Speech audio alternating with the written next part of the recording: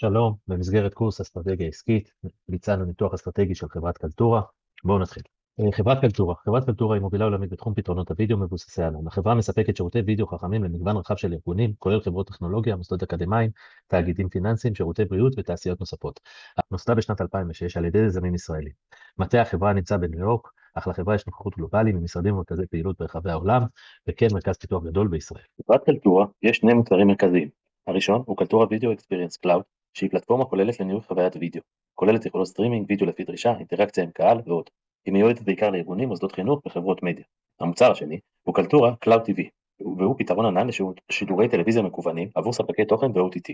השירות מספק גם התאמה אישית של תכנים למשתמשים באמצעות AI. מבחינת מגמות מרכזיות בשוק הוידאו, הקורונה בוצע מעבר לעבודה ולמידה מרחוק בהרבה מקומות, ובוצע שימוש מוגבר בבינה מלאכותית. יש דרישה גוברת לפרטיות ואבטחת המידע, חוקים כמו GDPR ו-CCPA שמשפיעים על הדרך שבה ניתן לנהל תוכן וידאו. מבחינת ארגונים מעדיפים פתרונות מקיפים ומרכזיים ושותאמו אליהם אישית. נעבור כעת לניתוח הסביבה החיצונית באמצעות מודל פסטל. מודל פסטל הוא כלי אסטרטגי לניתוח הסביבה העסקית הרחבה שבה פועלת החברה.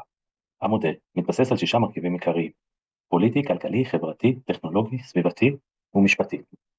אנחנו רואים שמרבית האיומים של החברה הם רגולציות על תוכן הוידאו כפרטיות, חברות גדולות שמשתמשות בפלטפורמות חינמיות, התיישנות שדורשת השקעה מתמדת בטכנולוגיה ותמיכה במכשירים חדשים, כניסת טכנולוגיות חדשות באופן תדיר. יש חשיפה לתביעות בגין הפרת זכויות יוצרים, וכמובן התאמה לחוקים משתנים ותקיני מדיניות פרטיות GDPR ו-CCPA. בתחום ההזדמנויות, מאז הקורונה יש עלייה מוגברת ותמיכה ממשלתית בטכנולוגיה בתחום החינוך. בפן הכלכלי יש גידול בהשקעות בשירותי SaaS וענן של מוסדות גדולים. בנוסף, יש ביקוש מוגבר לשידורים חיים ולאינטראקציה באמצעות וידאו. החברה משלבת AI ואוטומציה באופן מוגבר במוצריה, ועוברת לטכנולוגיית ענן שהיא חסכונית יותר. ננתח את החברה גם בעזרת מודל 5 לקוחות של פורטר, שבוחן את הסביבה התחרותית בה פועלת החברה. מבחינת עוצמת התחרות, לחברה יש תחרות מול שחקנים גדולים, כמו וימיו, ברייטקוב, יוטיוב, זום, והיתרון התחרותי לקלטורה בזכות גמישות ויכולת התאמה אישית ללקוח. העוצמה פה גבוהה. חסמי כניסה, אפשרי להקים פלטפורמה מתחרה לקלטורה, אך נדרשת השקעה גבוהה בטכנולוגיה ובתמיכה טכנית. לכן העוצמה בינונית. איומים של מוצרים תחליפיים. יתרון לקלטורה בפתרונות מותאמים אישית ובאינטגרציה עם מערכות ארגוניות. עוצמה בינונית.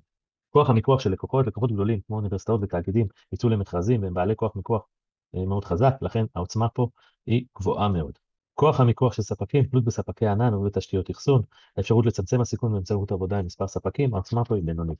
אם אנחנו מסתכלים על הגרף, באדום מופיע לנו הזמן היום, בירוק הזמן בעוד 5 שנים, אנחנו חושבים שמבחינת כוח מיקוח של ספקים, הסיכון פה ירד ויהיה לחברה יותר אפשרויות לכוח מיקוח פה. מבחינת מוצרים תחליפיים, יהיה יותר קל לייצר מוצרים תחליפיים, לכן זה יהיה סיכון יותר גדול על החברה, וזה עובר ליד. ניתחנו את החברה, ביצענו ניתוח משאבים של החברה על ידי מודל וריו, בעצם זה מודל שבודק את המשאבים והיכולות של החברה, מבחינת יכולת חיקוי, מורכב לחיקוי, בשל צורך בהתאמה אישית לכל ארגון, נדירות, מתחרים מעטים מציעים פתרון אינטגרציה למערכות הארגוניות, הערך שלו הוא מייעל תהליכי עבודה של לקוחות וקושר את החברה לארגון לשנים רבות, ברגע שקלטורה נכנסת לחברה, קשה לבוא ולהחליף אותה. לכן גם זה נותן לה יתרון תחרותי. נדבר רק על הפתרונות שבהם יש יתרון תחרותי בר קיימא, אנחנו רואים את זה בארכיטקטורה מבוססת קוד פתוח, קלטורה יודעת לנצל את היתרון לפיתוח ושירות, קשה לחיקוי, הפתרון שלה קשה לחיקוי בשל מורכבות ופיתוח ממושך, מתחרים מעטים מציעים פתרון שהוא פתוח ונותן למפתחים נוספים לפתח עליו, מאפשרת גמישות והתאמה אישית ללקוח, לכן זה יתרון תחרותי בר קיימא. עוד יתרון תחרותי בר קיימא שיש לקלטורה זה יכולת אינטגרציה עם מערכות ארגוניות, קלטורה בנתה מערכת טכנולוגית ותמיכה מותאמת למערכת ה-IT בארגונים. אנחנו בעצם רוצים לעשות ניתוח טוב לחברה, אנחנו צריכים להתחיל מניתוח SWOT. ניתוח SWOT מדבר על אפיון החוזקות והחולשות הפנימיים בחברה, וההזדמנויות והאיומים החיצוניים לחברה מכיוון השוק. ואז לוקחים בעצם את אותם חוזקות, חולשות, איומים ואפשרויות, ומפגישים אותם אחד עם השני, וקובעים בעצם סט של פעולות שהחברה צריכה לעשות, כדי להתמודד עם האיומים ועם האפשרויות בעזרת החוזקות והחולשות שלה. אז אנחנו מדברים בעצם על חיבור של opportunities ו-strength. ההמלצה שלנו זה לפתח מערכת BI שתהיה בין מוצרים, וכך לקחת את החוזקות של החברה ואת ההזדמנויות שיש בשוק. אנחנו ממליצים לחזק את יכולות המוביליטי בתוך הפלטפורמות הקיימות, ולחזק את זה עם יכולות API חזקות, ואנחנו ממליצים לעשות כל זה על חשבון ההשקעה במוצר עקבי, שהוא מוצר בשל, שגם רף המעבר ממנו גבוה, חבל להשקיע בו כסף.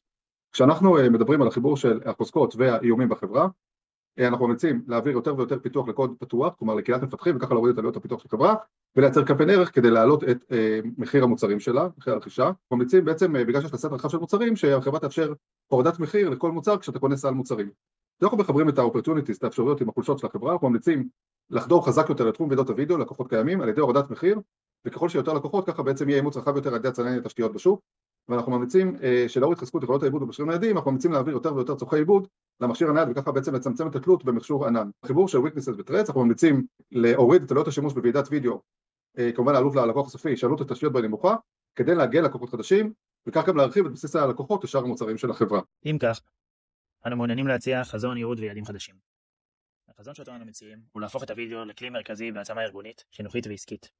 המטרה שלו הוא לשים דגש על העצמת ארגונים שמשתמשים בו. הייעוד החדש שאותו אנו מציעים הוא לספק במקום אחד פתרונות וידאו חדשניים ומודולריים שמאפשרים לארגונים, מוסדות חינוך וחברות מדיה למקסם את הפוטנציאל של תוכן וידאו ויזואלי ולהנגיש מידע באופן אינטראקטיבי. מכאן נגזרים היעדים. היעדים המדידים שאנו מציעים לחברה בשנים הקרובות. וקטור ראשון הוא לפעול בתחום ההובלה הטכנולוגית באמצעות 3 יעדים. אחד הוא פיתוח והטמעה של יכולת תרגום ודיבוב בכל שפה באמצעות AI עד סוף 2026. השני הוא צמצום זמני טעינה של סרטונים ב-40% באמצעות אופטימיזציה טכנולוגית. 10% מההכנסות השנתיות במחקר ופיתוח. הוקטור השני הוא שיפור חוויית המשתמש. זה למדוד יעדים מדידים. אחד זה הגדלת זמן ורוחב השימוש של המשתמשים. אנחנו רוצים לראות גדל ב-15% עד סוף 2026. השני זה צמצום שיעור הנטישה של לקוחות ב-15% באמצעות שיפור חוויית המשתמש. בשיפור ציון חוויית המשתמש ב-20% על בסיס משווי הלקוחות. הוקטור השלישי הוא וקטור ליעד one stop shop. זה היכולת של קלטורה לרכז מספר של מוצרים. לא יצטרך להשתמש בשירותים נוספים. לצורך העניין, אם קלטורה מספקת שירותי וידאו שמשמשים את החברה גם לעשות פגישות וגם לבצע הדרכות, והיום היא צריכה לעשות פגישות בזום ולבצע הדרכות בטימס, אז בקלטורה היא תוכל לבצע את שני הדברים האלה באותו מקום, ולא תצטרך להשתמש בעוד ספקים. בתופעה הזאת יש לקוחות מרכיבים גדולים בארגונים, ולכן שמנו את זה ליעד מרכזי. את היעד הזה אנחנו נמדוד ונבצע באמצעות 3 יעדים. אחד זה הגדלת מספר שיתופי הפעולה עם חברות בעלות מוצרים משלימים ב-20% בשנה. השני זה שילוב 2 פתרונות טכנולוגיים משלימים חדשים בפלטפורמה עד סוף 2026, תוך שימוש יעיל של 10% מהמשתמשים הקיימים בפיתוחים החדשים. הגדלת חוג הלקוחות בכל מוצר ב-10% עד 2026. אוקיי, בשקף הנוכחי אנחנו רואים את מודל האסטרטגיה הגנרית של פורטר. המודל מסייע לארגונים לקבוע כיצד ליצור יתרון תחרותי בשוק. המודל מחלק את האסטרטגיות העסקיות ל3 קטגוריות מרכזיות. המטרה של המודל הוא לעזור לחברות לבחור כיוון אסטרטגי ברור שמאפשר להן להתחרות בהצלחה ולהשיג יתרון בשוק. המודל מחלק את האסטרטגיות לפי 2 ממדים. אחד, הוא האם החברה מתחרה על הובלת עלות או על ייחודיות ובידול, והשני הוא היקף השוק שבו החברה פונה לקהל הרחב או לפלח שוק ספציפי. את קלטורה אנחנו מציעים למצב לפי אסטרטגיית בידול מפני שאר המתחרים, כך שבאמצעות בידול של one stop shop ואסטרטגיית AI נכונה, היא תמצב את עצמה כמוצר שיתפס אשר וטוב יותר משל אחרים. זה יאפשר לה להגדיל את הרווח על פני המתחרות. איך קלטורה תממש את אסטרטגיית הבידול שלה? אחד זה חיזוק הייחודיות בטכנולוגיה, שזה מתבטא בשני אופנים. אחד זה ה-one stop shop, זה חיזוק מוצרים ושותפויות במסגרת האסטרטגיה הזאת. הכוונה פה היא לאפשר בעידן הגלובלי לדבר בכל מקום בעולם בשפה שבו אנחנו משתמשים, וה-AI לא רק יתרגם את מה שהשותף מעבר לוידאו מדבר, אלא גם ידבר אותו באמצעות הזזת שפתיים בהתאם לשפה, וככה יהיה אפשר לבצע תקשורת יעילה יותר. הדבר השני זה כניסה לשווקים חדשים ויצירת פתרונות מותאמים לסקטור הבריאות, לתעשיית החינוך והתאמה לעסקים. כל סקטור כזה יצטרך פתרון ספציפי וייחודי. והדבר השלישי שנלווה לשני אלו זה חיזוק המותג. ניצור קלטורה במערכת וידאו מתקדמת במיוחד וייחודי, שיפור ממשק משתמש ומינוף שיתופי הפעולה. בשקף הבא אנחנו רואים את מודל אנסוף כחלק מתוכנית צמיחה תאגידית ובינלאומית. המודל מסייע לחברות להחליט כיצד לצמוח ולהתרחב בשוק. המודל מחלק את אסטרטגיית הצמיחה ל4 קטגוריות בהתאם לשוק חדש או למוצרים או שירותים קיימים או חדשים. הסקטור השמאלי מצד הסקשן השמאלי A מצד שמאל למעלה מדבר על מוצרים קיימים בשווקים קיימים. האסטרטגיה הזו היא הגדלת נתח השוק במוצרים והשירותים הקיימים בתוך אותו שוק שבו החברה כבר פועלת. זה למעשה מדבר על גידול במכירות בקרב לקוחות קיימים, משיכת לקוחות מתחרים או הרחבת הצמיחה של לקוחות קיימים. סקשן B מדבר על מוצרים חדשים בשוק קיים. מדובר על גיוון או הגוונה, זאת אומרת יצירת מוצרים או שירותים חדשים לשוק שבו החברה כבר פועלת. סקשן C מוצרים קיימים בשווקים חדשים. אסטרטגיה של הרחבת פעילות של החברה לשווקים חדשים עם אותם מוצרים קיימים. פנייה ללקוחות חדשים, הרחבת הפעילות לאזורים גיאוגרפיים חדשים או סגמנטים חדשים של לקוחות. והסקשן הבא, סקשן D, מדובר על מוצרים חדשים בשווקים חדשים. בין היתר על ידי רכישת חברות בתחומים חדשים שמאפשרות לחברה להתרחב במהירות. זה למעשה גיוון פעילות של החברה כך שתקטין תלות בשוק מסוים ותייצר מנועי צמיחה נוספים. לקלטורה אנחנו מציעים לפעול בארבעת הסקשנים האלה כדי להתרחב וליצור פיתוח עסקי משמעותי. אם אנחנו מדברים על צמיחה אורגנית, מה שמתאים לריבוע משמאל למעלה, A, שזה מוצר קיים בשוק קיים, אנחנו מדברים על להרחיב את מאמצי השיווק וחדירה לשווקים קיימים, בהשקעה גדולה יותר במוצר, זאת אומרת במחקר ופיתוח בתחומי הליבה כמו אבטחת מידע, נפח ענן ומהירות שידור. לגבי הריבוע השני, ריבוע B, שבו מדובר על מוצר חדש בשוק קיים, אנחנו מדברים על פיתוח טכנולוגיית AI עצמאיות לניתוח וידאו, פתיחת פלטפורמה לעריכה והפקת תוכן וידאו עצמאית, ומציעים לקלטורה לשקול להתחיל לפעול כספק תוכן עצמאי. זאת אומרת התרחבות לפנים. קלטורה היום מספקת מוצר שמאפשר לחברות טלוויזיה כמו פרטנר, סלקום TV, לבצע סטרימינג באמצעות הענן והמוצר של קלטורה. קלטורה יכולה לשקול להיכנס לשוק הטלוויזיה באמצעות תשתית שכבר קיימת לה, ובכך גם להרחיב את מגוון המוצרים שלה. הסקשן הבא, אנחנו כותבים אותה ביחד, זה C ו-D, התרחבות גלובלית והתרחבות של מוצרים. כיוון פעולה ראשון זה שיתוף פעולה עם חברות טלקום בהודו. חברות טלקום כמוצר חדש, בהודו כשוק חדש. הודו היא מדינה שהצמיחה הטכנולוגית שלה בשנים האחרונות היא צמיחה גדולה מאוד. בשוק קיימים מספר רב של לקוחות, גם חברות וגם אנשים פרטיים. בנוסף אנחנו מציעים הרחבת סל מוצרים באמצעות שיתופי פעולה בתחום AI ואנליטיקה של וידאו. בין היתר לרכוש מתחרים קיימים בשווקים חדשים. באמצעות שילוב של שלושת מסלולי הצמיחה האלו שמבטאים את ארבעת הסקשנים במודל אמסוף של אסטרטגיית צמיחה עסקית, תוכל לחזק את מעמדה מובילה גלובלית בתחום פתרונות הוידאו. במסגרת הניתוח אנחנו מציגים גם את מטריצת ה-BCG. המטריצה הנוכחית היא מקטרגת את המוצרים של קלטורה לארבע סקשנים כדי לנתח את המוצרים של החברה, והמטרה של המטריצה זה לעזור לחברות לקבוע כיצד להקצות משאבים ולפתח אסטרטגיית צמיחה. תוך זיהוי אילו מוצרים או חטיבות הם רווחיים יותר וכדאי להשקיע בהם, ואילו מוצרים הם שונים בנוף. למעשה המטריצה מחולקת לשני צירים שמאפיינים אותם כך. את ציר Y, האם השוק או המוצר שבו היא מתחרה גדל במהירות או נמצא בסטגנציה, וציר ה-X זה נתח השוק היחסי, האם החברה מחזיקה נתח שוק גדול בהשוואה למתחרים או שהיא שחקן קטן בשוק. המטריצה, כמו שאתם רואים, מחולקת לארבע סקשנים. הראשון זה הסטארס, נתח שוק גבוה בשוק בצמיחה גבוהה.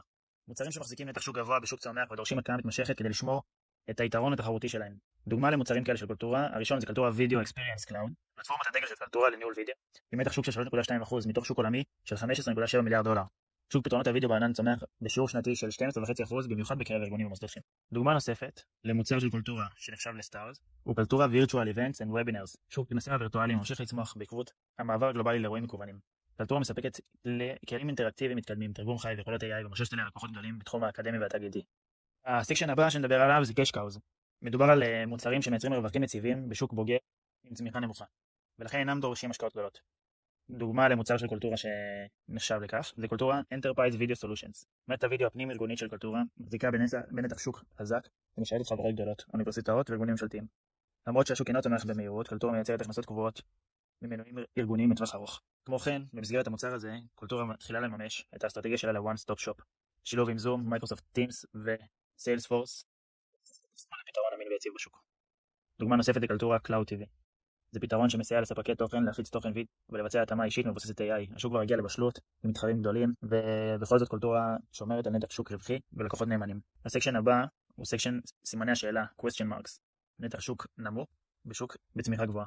מדובר על מוצרים שנמצאים בשוק מתפתח, מנגד יש להם נתח שוק נמוך יחסית, ולכן יש צורך להחליט האם להשקיע בהם או לוותר עליהם.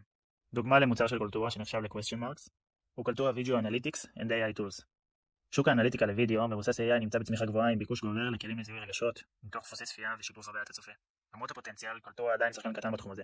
וכמו כן, יש גם לא מעט מתחרות מאוד חזקות בתחום, כמו Google Cloud Video Intelligence. סקשן הבא הוא סקשן הדוגס. מדובר על מוצרים עם נתח שוק נמוך בשוק שאינו צומח, ולכן הם אינם כדאיים מבחינה עסקית בטווח הארוך. דוגמה למוצר של קלטורה הוא ה-On-Premise Video Solutions, שירותי וידאו פנימיים, On-Premise, שהיו פופולריים בעבר אך מעבדים נתח שוק במהירות לטובת פתרונות ענן.